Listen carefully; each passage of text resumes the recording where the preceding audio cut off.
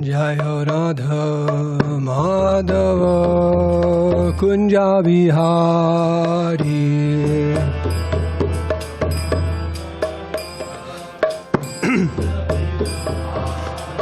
Jaya Radha Madhava Kunja Bihari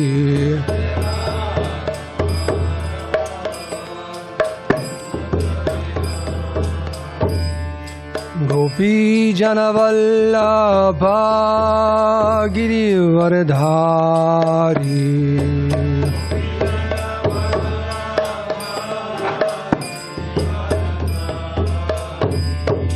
Gopi Janavallabha Girivardhari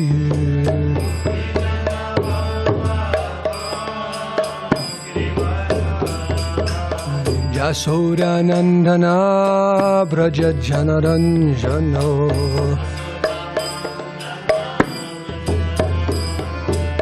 Yasura Nandana Braja Janaranjano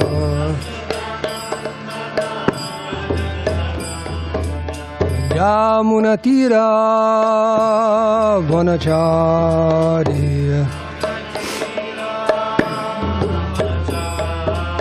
Yamuna Tira Vanachari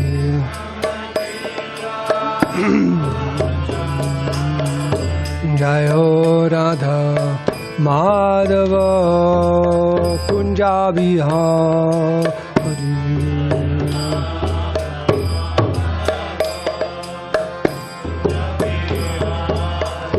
Jaya Radha Madhava Kunja Bihari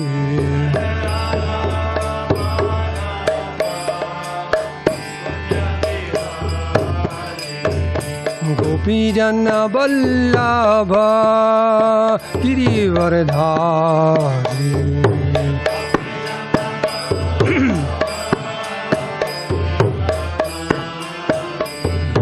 Gopi Jana Vallabha Girivardhari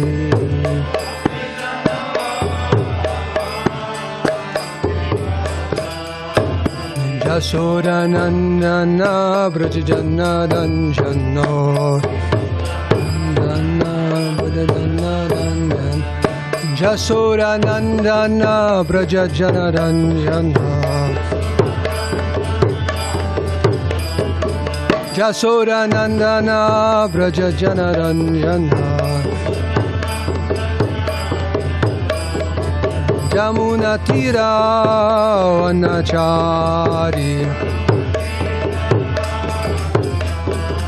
Yamuna Tira Vanachari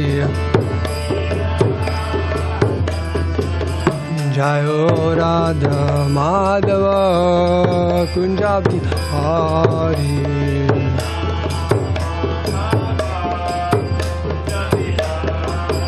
Jayo Radha Madhava Kunja Bihari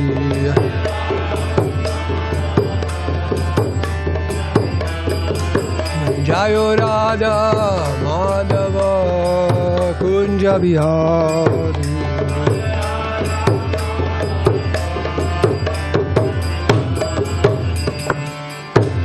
Sri Radha Madhava ki Sri Radha Giridhari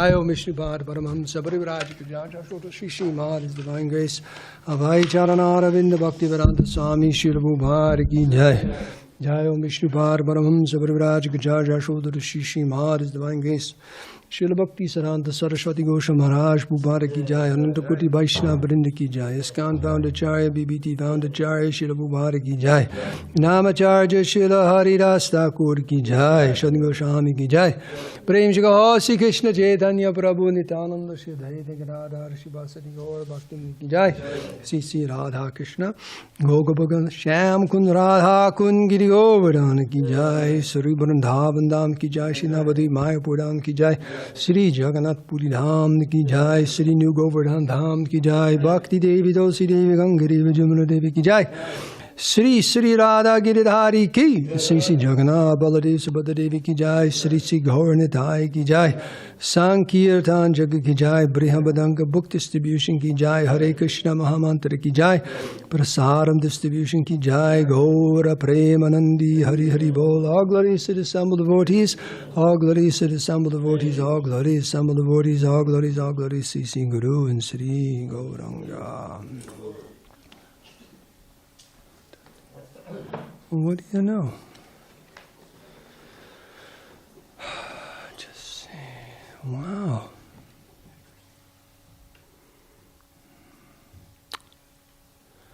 So we're reading from the Srimad Bhagavatam, starting with text 29, but discussing text 33. Om Namo Bhagavate Vasudevaya. Om Namo Bhagavate Vasudevaya. Om Namo Bhagavate Vasudevaya.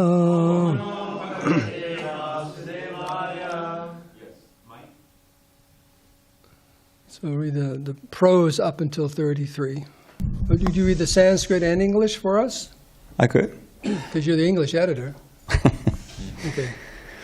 Evameva darimando dat paratak pushkara dvipastato dvigunayamaha samantata upakalpitaha samanena swadudakena samudrena bahirabrato yasmin brihat pushkaram jvalanashika malakanaka patrayutayutam bhagavataha kamalasana dasanam padikalpitam. Outside the ocean of yogurt is another island known as Pushkara Dweep, which is 6,400,000 yojanas, or 51,200,000 miles, wide. Twice as wide as the ocean of yogurt. It is surrounded by an ocean of very tasteful water as broad as the island itself.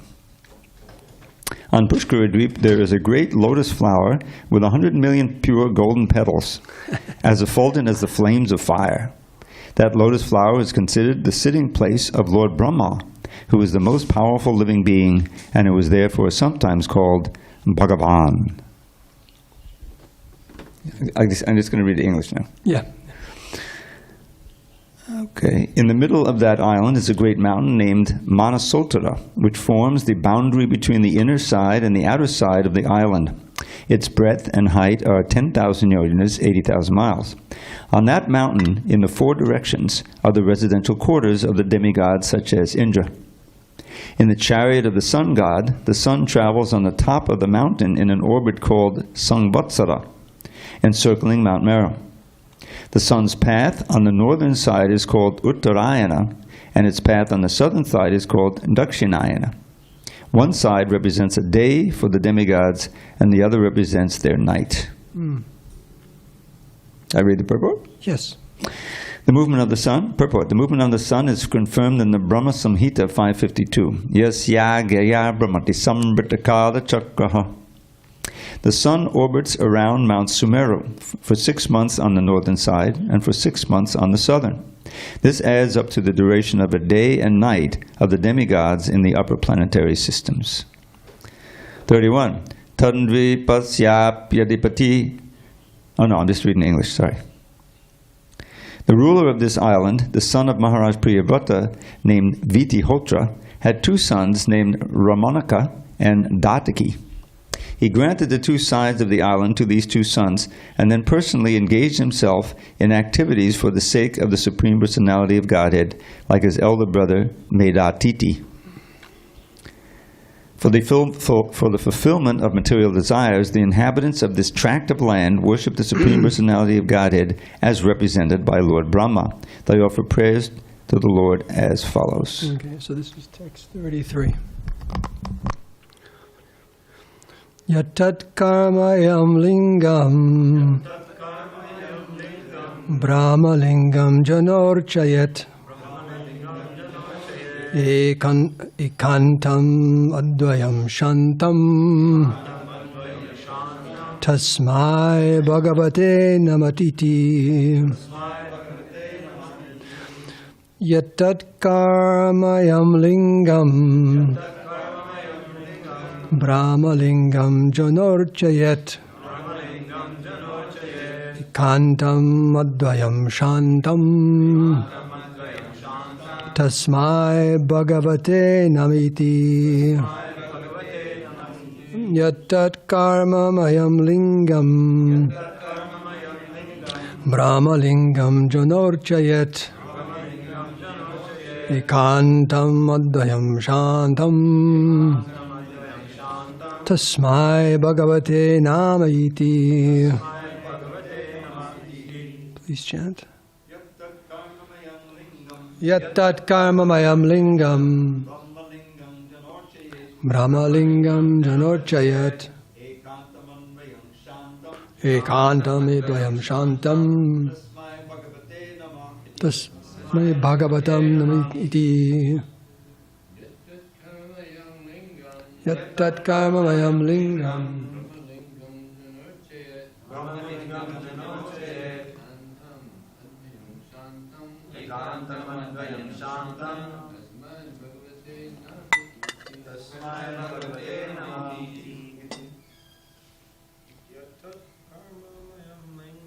Yattat karma mayam lingam Brahma lingam janarchayat Ekantam advayam shantam Bhagavatam namaiti. A little iti there, thus. That iti is not really part of the verse. Where's it coming from? It's coming from the, I mean, it's written in there, but it means that this is the last verse that they mentioned. Okay. Word for word. Yet, which, tat, that, karmamayam, obtainable by the Vedic ritualistic system. Lingam, the form. Brahmalingam, which makes known the Supreme Brahman. Janaha, a person. Archayet, must worship. Ekantam, who has full faith in the One Supreme. Advayam, non-different. Shantam, peaceful. Tasmai, unto him. Bhagavate, the most powerful. Namaha, our respects. Iti, thus. Translation. Lord Brahma is known as Karma Maya, the form of ritualistic ceremonies, because by performing ritualistic ceremonies one may attain his position, and because the Vedic ritualistic hymns become manifest from him. Those are the two reasons. He is devoted to the Supreme Personality of Godhead without deviation, and therefore, in one sense, he is not different from the Lord. Nevertheless, he should be worshipped not as the monists worship him, but in duality. One should always remain a servitor of the Supreme Lord, the Supreme Worshipable Deity. We therefore offer our respectful obeisances unto Lord Brahma, the form of manifest Vedic knowledge. Purport. Srila Prabhupada. In this verse, the word karmamayam, attainable by the Vedic ritualistic system, is significant. The Vedas say, Swadharmanishta shata janmabi puman varinchitam eti. One who strictly follows the principles of Varnashram Dharma for at least 100 births will be rewarded with the post of Lord Brahma. It is also significant that although Lord Brahma is extremely powerful, he never thinks himself one with the Supreme Personality of Godhead. He always knows that he is an eternal servant of the Lord, because the Lord and the servant are identical on the spiritual platform. Brahma is herein addressed as Bhagavan. Bhagavan is the Supreme Personality of Godhead, Krishna. But if a devotee serves him with full faith, the meaning of the Vedic literature is revealed to him. Therefore, Brahma is called Brahmalinga, which indicates that his entire form consists of Vedic knowledge.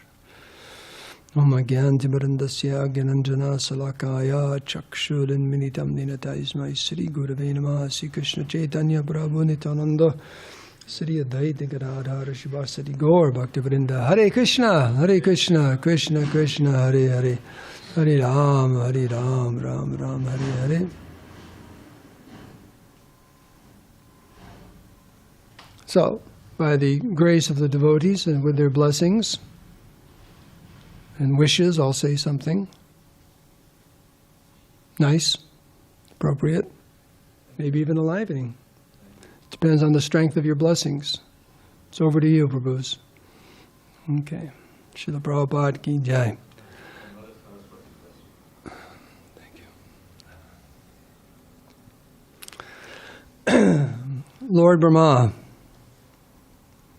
We have a very intimate relationship with Lord Brahma. Do you know why? Yes, he's the head of our Sampradaya, Brahma Bhadva Gaudiya Sampradaya. And also, there are, just as a pastime revealed in the Chaitanya Charitamrita, there's not just one Brahma, there are unlimited Brahmas. We can't count them. And, Brahma was getting a little bit proud, and there's different, we'll read a little bit some prayers here, but there's that one pastime where he goes to visit Krishna and Dwarka. And he tells the doorman, Lord Brahma is here to see Krishna. Thinking like, I'm pretty important. I mean, I'm Lord Brahma. I'm the most important person in this universe. And what does the doorman say? Which Lord Brahma? What? He goes to Krishna and Krishna goes to him and back. Oh, which one? Which Lord Brahma? It's like, wait a second. Well, Lord Brahma, four-headed Brahma, Chatur, forehead. So he said, oh, come on in. And then in that courtroom with Lord Dwarkadish, there's so many Brahmas there. Actually, 4 is the least number. We have the smallest universe. We're in the smallest universe. And it's not that big, so all Brahma needs is 4 heads to keep an eye on stuff. But there are some universes where there's 6, 8, 10, 100, thousands of heads, millions of heads. It's a lot going on, so he's got to keep an eye on everything. And when Lord Brahma saw this, and actually I think they all paid obeisances at once. There's a sound of all their heads touching the ground at once. And in other words, he felt like a mosquito in the midst of elephants, right? Or something like that. So he felt very, very humbled by that. Krishna very kindly gave him the revelation. And the other Brahmas, they didn't see anyone else. That was the mystic power of Krishna. They didn't see anyone else. They just thought they were there coming to pay their dues, but our Brahma could actually see all of them at once and thinking, oh my goodness, how puffed up I am. So, but most important personality, the creator of this universe. And there's so many Brahmas, but we're very fortunate because it's not often that Lord Brahma is a pure devotee of Krishna. And ours is. So we have that special added feature. And in the Bhagavatam, 2nd canto, 3rd canto, 10th canto, there's many different cantos where Lord Brahma appears, and Krishna is revealing different spiritual truths to him, and he's offering many select prayers to the Supreme Personality of Godhead. And of course we have the Brahma Samhita. We have only the 5th chapter. There were 100 chapters. Something happened to the other 99 chapters. Right? We only have the 5th chapter. That's all that's left. Chaitanya Mahaprabhu found the 5th chapter there. But it's a book of 100 chapters. Only the 5th chapter remains for us. And Lord Brahma's Govindamari Purusham Tamaham Bhajami, glorifying the Supreme Personality of Godhead and speaking about the topmost abode, Goloka Vrindavan. So, because there isn't a lot of time, what I wanted to do, and if I was Dravida, I could just do these from memory. But I selected prayers from the chapter where after Lord Brahma decides to test Krishna, not a good thing to do in any way whatsoever. Never try to test Krishna because he may do something to us to teach us a lesson. It's not good to try to test Krishna. But Lord Brahma wanted to just see. He was thinking, how is this possible? This Cowherd boy is actually the Supreme Personality of Godhead. So he stole the Cowherd boys. And just for a moment, but that moment here was 1 year. And then when he came back, Krishna manifested himself as all those Cowherd boys in Vishnu forms and just revealed everything to him. And very, very humbling. And he appeared to Krishna and he offered so many beautiful prayers and also asking for forgiveness. But If you want to take notes on these, you can jot down these numbers, but you'll recognize many of these prayers are quite often quoted by the Acharyas and Srila Prabhupada. They're very mainstaying prayers, you could say, or verses from the Bhagavatam. And this is just this one chapter of Lord Brahma's offering prayers to Krishna. And I don't think it's one of the verses, but at the very end there, he goes to Krishna, he goes, well, I better get back to my service. And he says, I offer you this one universe. A whole universe. That's his devotional service. He says, I offer you this universe. It's pretty amazing. How much responsibility do you have? Right. Lord Brahma's got a whole universe he's responsible for. That's his devotional service. And he's offering it to Krishna. He says, Krishna, this is all I have. It's a whole universe in comparison to what we have going on. What is it? It's amazing. And he's offering it. He's offering it to the Lord. Like that, the proper attitude. So anyways, the first verse I wanted to talk from, this is the 14th chapter of the Bhagavatam, 10th canto.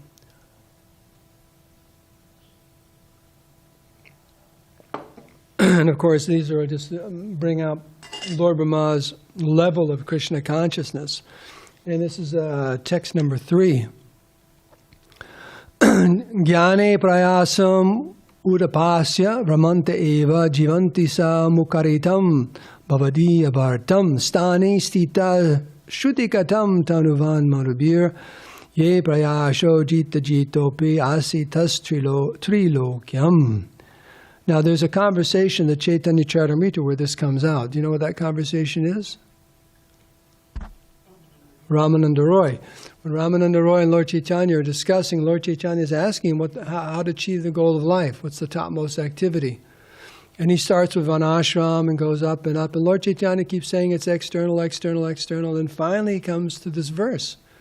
He says, this is the essence of all good instruction and how to achieve success in Krishna consciousness or in life. So the translation is, those who, even while remaining situated in their established social positions, throw away the process of speculative knowledge and with their body, mind, words and mind offer all respects to descriptions of your personality and activities, dedicating their lives to these narrations which are vibrated by you personally and by your pure devotees, certainly conquer your lordship, although you are otherwise unconquerable by anyone within the 3 worlds. So what's the secret? He's saying, what's the real secret of getting out of Maya? Because the Vedas describe, just like there's a verse in the purport, Prabhupada said, if you follow Vanashram perfectly for how many births? 100, you can become Lord Brahma. So that's one way of elevating ourselves. That's pretty exalted. But we don't really have time for that. Does anyone really appeals to them for the next 100 births for perfect Vanashram? Okay, Hare Krishna. Just asking. Everyone's got their bhav. So Vijay's, what life are you on of the 100? Which one are you on? 99? You got 1 left? But actually it's right here, cutting right to the point. Just stay whatever position you're in life. Give up speculating. And Prabhupada brings out in the purport over and over again. Prabhupada would say, don't speculate. We always want to speculate. Kali Yuga means speculating. They even think books like Bhagavad Gita and so on, all these religious books, you're meant to speculate. What's your opinion? What's your opinion about Bhagavad Gita? What's your opinion about Krishna's Sarvam Dharmam Prichaja? What's your opinion? It's not for us to speculate about. Just accept it. So give all that up and listen to the Krishna Katha given by Krishna personally himself or by his devotees. And if you do that continually, it's described here, you will conquer Krishna. What does that mean? You will attract his attention and get his blessings and be blessed by pure devotional service. So the next one is number 8. See if you can guess this one. This is a very important one. This is Prabhupada. This is the rule of living in the material world. This is the number 1 verse for how to live your life in the material world as a devotee. Tatenukampam susamikshamano bhunjaivatma kritam vipakam ridvagvapuvivritam namaste jivetayo muktipade sadayabak. So, my dear Lord, one who earnestly waits for you to bestow your causeless mercy upon him, all the while patiently suffering the reactions of his past misdeeds and offering you respectful obeisances with his heart, words, and body, is surely eligible for liberation, for it has become his rightful claim. So a very, very important verse as far as living in this material world. Always expecting Krishna's mercy, never thinking, well, I'm too this or I'm too that to get Krishna's mercy. I'm too fallen, I'm too whatever. No, always expecting Krishna's mercy, and all the while being very, very patient, because we're suffering our previous karma in so many different manifestations, but a devotee is very, very patiently going through that, always expecting Krishna's mercy, and always offering the Lord respectful obeisances with his heart, words, and body. One's never resentful. And Balaram brought this up in a class recently, a week or two ago. In other words, the devotees are praying. How come Krishna's not answering our prayers on our schedule? Well, that's the point. One has to be very, very patient. Krishna answers our prayers, but on his schedule. On his schedule, not our schedule. We don't have the right to ask Krishna to perform when we want him to perform. Right? There's that story recently I read in the Chaitanya Charitamrita. I forget who it was. Anyways, they wrote a poem about Krishna, and asking Krishna to come and dance for them. I think it's Chaitanya Charitamrita. Anyways, the point being, but the poem was rejected because, no.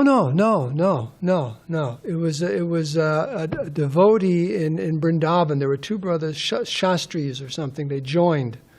Very, very learned in the beginning of the movement in Vrindavan. There were two of them, and one left and the other stayed. And he'd go on Prabhupada's morning walks. You could always hear him quoting verses. I was always wondering who that Indian devotee is. Prabhupada said, okay, quote a verse. He knew he's like photographing memory. But he had written one nice poem he wanted to tell Prabhupada. He wrote this poem about Krishna. And it was a poem about how, Krishna, come and dance, this and this. And Prabhupada rejected it. He said, you don't ask Krishna to come and dance for you. That's not our mood. Krishna, you come and dance in front of me. How beautiful you are. He said, no. Immediately cut him off.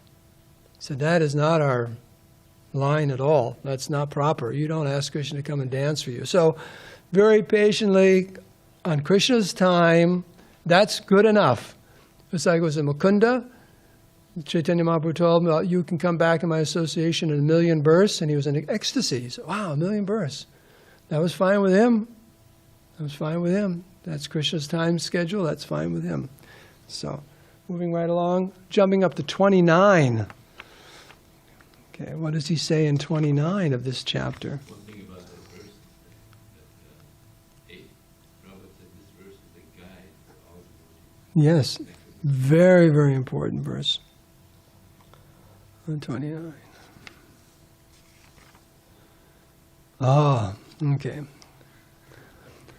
Atapi te deva padam bhujadvaya prasada leshanu grihite vihi janati tattvam bhagavam himno nachaneko picharam vichinvan. Who quoted this verse to Sarvabhauma Bhattacharya? When they first arrived in Jagannath Puri, and there was some conversation about, well, Chaitanya Mahaprabhu is a nice sannyasi, but he's not the Supreme Personality of Godhead. That's what Sarvabhauma Bhattacharya was saying. Yes. He said, you're very, very learned. Actually, he was talking to his disciples and all that. And so you're all very, very learned, but you can never understand that Lord Chaitanya is the Supreme Personality of Godhead. And this is it. Because, my Lord, if one is favored by even a slight trace, that's just a little something, of your mercy, of the mercy of your lotus feet, he can understand the greatness of your personality. But those who speculate to understand the Supreme Personality of Godhead are unable to know you, even though they continue to study the Vedas for many years. So he's making the point that Sarvabhauma Bhattacharya, who was none other than Brihaspati, so learned, but because he hadn't received a little bit of Chaitanya Mahaprabhu's mercy he could not understand. But when he received that mercy, he became great devotee. Like that, very great devotee. Very, very important verse. You got to get the mercy of Krishna. Why can't we understand? Because we don't get the mercy of Krishna. 30. So this is a nice prayer by Lord Brahma. I'm just going to read the English. My dear Lord, this is at the end of his prayers. He's winding up his prayers. This is verse 30. He says, my dear Lord, I therefore pray to be so fortunate that in this life as Lord Brahma, or in another life, wherever I take my birth, I may be counted as one of your devotees. I pray that wherever I may be, even among the animal species, I can engage in the devotional service of your lotus feet. So this is Lord Brahma speaking. If anyone has a right to be puffed up and arrogant and bewildered, it's Lord Brahma, but this is his prayer. That I just want to be a devotee. Just hang up my 4 Lord Brahma hats and just be a devotee. That I'm fine. I'm fine. Right? And 32, how greatly fortunate, this is a very famous verse, Vrindavan Leela. Ho bhagyam, how greatly fortunate, how greatly fortunate. So who's he talking about? Nanda Gopa Vrajau Kasham Yanmitra Paramanandam Purnam Brahma Sanatanam. How greatly fortunate are Nanda Maharaj, the cowherd men, and all the other inhabitants of Brajabhumi. There is no limit to their good fortune because the absolute truth, the source of transcendental bliss, the eternal supreme Brahman, has become their friend. Such a wonderful verse. And then 34 is the next one. And this is his request. He's asking for a request. There's 5 different parts of a prayer. I forget what they are. There's Back to Godhead magazine. Is that the analysis of a prayer when devotees offer prayers.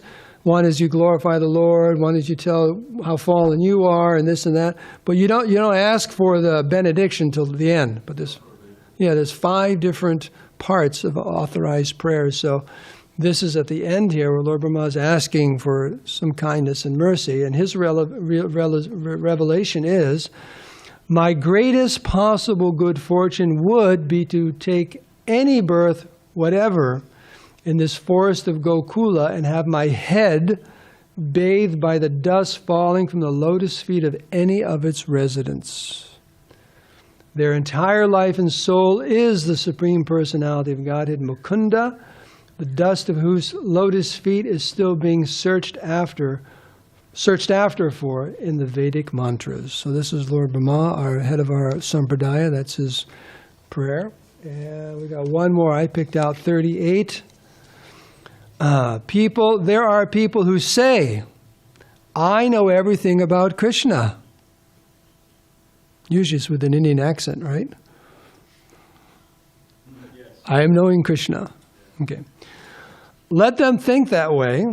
As far as I am concerned, I do not wish to speak very much about this matter.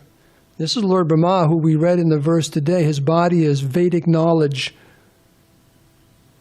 Vedic knowledge. That's what his body is made out of. Like that. He's the source of all the, So he's saying, let them think that way. As far as I am concerned, I do not wish to speak very much about this matter. Oh, my Lord, let me say this much. So he's saying, let me at least say this much. As far as your opulences are concerned, they are beyond the reach of my mind, body, and words. Like that. So, each one of these verses are very, very wonderful. And it concludes, it's an interesting conclusion to this, is brought in the verses here in the Krishna book.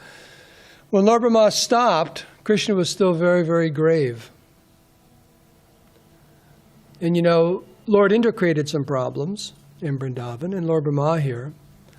And actually, Krishna was disturbed by Lord Brahma because Lord Brahma actually interrupted by taking the cowherd boy. So he's a little bit upset with him. He actually kind of interrupted things. But when it all was over, he was kind of grave, and he said, you can go back. And even Lord Brahma was understanding it. It's probably I'm out of place here.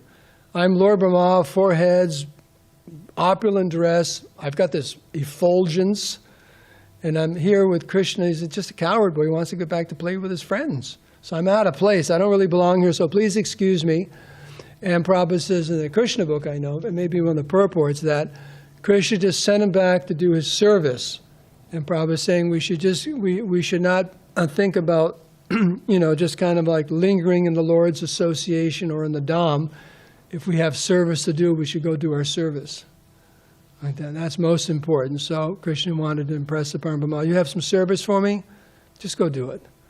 Like that. We'll just close this chapter right now and go. And then Krishna ran off with the Cowherd boys, and everything was just as it was the year before. This is the opulence of the Lord.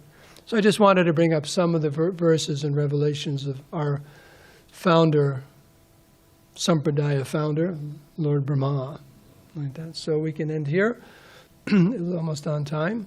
And are there any questions or comments or more verses or things about Lord Brahma you'd like to bring up? Or anything in the purport? Well, I was just following along the verses you quoted from Brahma, and what's interesting here is that Krishna didn't say a word. He which is unusual. He just didn't say a word. But as you pointed out, the acharyas, the commentators, and it's quoted here.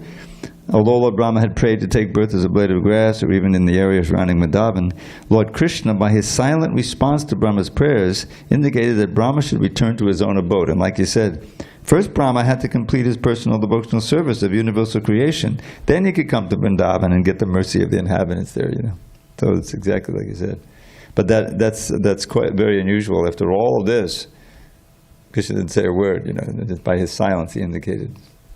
Now, who knows, where is it described in detail about after this Brahma Vimohan Lila, Brahma feeling very, very contrite and wanting to atone for it, and he took birth as Haridas Thakur. That I don't remember. Is that Chaitanya Bhagavat, or where is that brought up? Because that was his... No, not in the CC, but that's our understanding is that Haridas Thakur is Brahma Haridas. And he wanted to atone for making such a offense, so he came as very, very humble birth, as Haridas Thakur, and just chanted Hare Krishna all the time. Any other questions or comments? So we can end here. All glories to Srila Hare Krishna Prabhupada. Prabhu, there is a question pending on the Zoom. Sorry, where's your Zoom introduction? You have someone who always says, we have someone on Zoom. Who's that? Govardhan usually, right? Tapas. Okay. Yes, Prabhu. Please, go ahead. Yes, Dharmasetu Prabhu, may I? Absolutely. Prabhu, Dandavat Pranam. My question is, if the entire form of Lord Brahma consists of Vedic knowledge, my question is, how is it that he ends up dying? Isn't that Vedic knowledge is the propagator of eternal life? Isn't that mysterious? But it does say Lord Brahma, at the end of his life, he goes back home, back to Godhead. Not all the Brahmas, but our Brahma. It goes, they usually merge into the body of Mahavishnu and maybe come out again and so on. They live how mysterious are just like our bodies, you're used to seeing what happens to them, very, very gross, but in the higher planets and Brahmaloka, when your bodies are made of all subtle elements, or just like the components of Vedic knowledge are part of his body, how that all undoes itself and the soul leaves is quite mystical. Go ahead. Yes. I seem to recall elsewhere reading that Prabhupada says his body is made of intelligence. Yes. Which makes sense. Intelligence, well, with intelligence, some content there would be the knowledge. Yes. But that's why he can be so vast, his body, and live so long. I mean, intelligence is practically indestructible. Yes, subtle elements like that. You have a question or comment? Could you talk about why? Is that good? Prabhu, is that okay?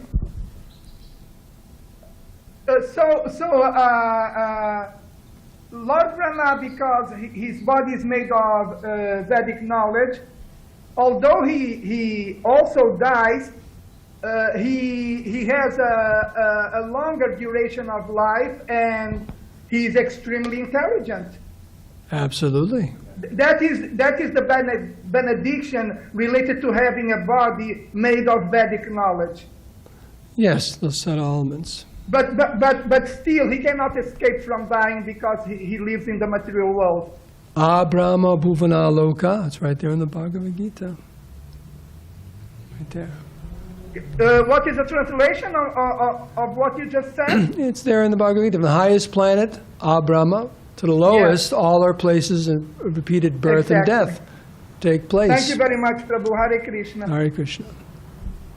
Could you talk about why is that not everybody in the position of Lord Brahma go back to Godhead, to the spiritual world? Why they don't? Yeah, why they don't? Because they're not pure devotees. You have to be qualified.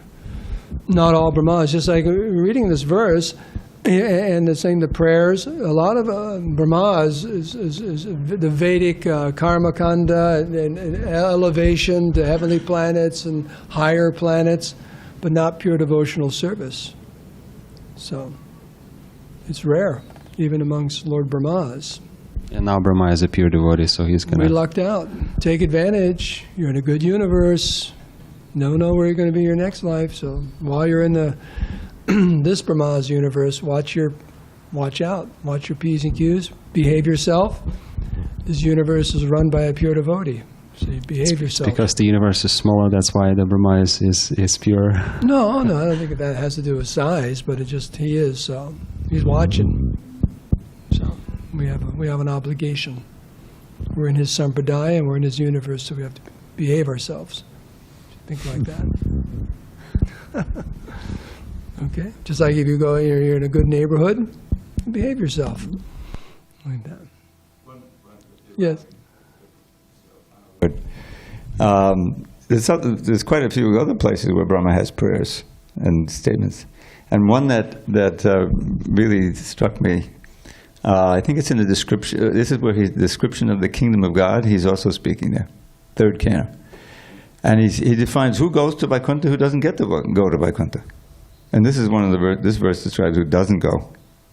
Yanna vajanta gabado rachanana varat chinvandiyenya vishaya kukata matigni yastashuta hatabagaya nibadata saras tang tang chapanta shadaneshu tamaksu hanta. The last word is alas. The last word is alas. So it says, those who absorb their mind in other sound vibrations other than the glorification of the Supreme Lord who destroys all sin, those vibrations which are matigni, which destroy your intelligence, and also he describes hatabagaya nibadata sada, they steal away your good fortune and destroy your interest in the ultimate goal of life. Those topics throw you down forcefully into darkness, the darkest realms of existence. And you're covered you can be covered for millions of births. So the whole thing is to absorb our minds in the transcendental sound vibration and not deviate from that. Jai. Okay. All glories to Srila Prabhupada, Srimad Bhagavatam ki jai.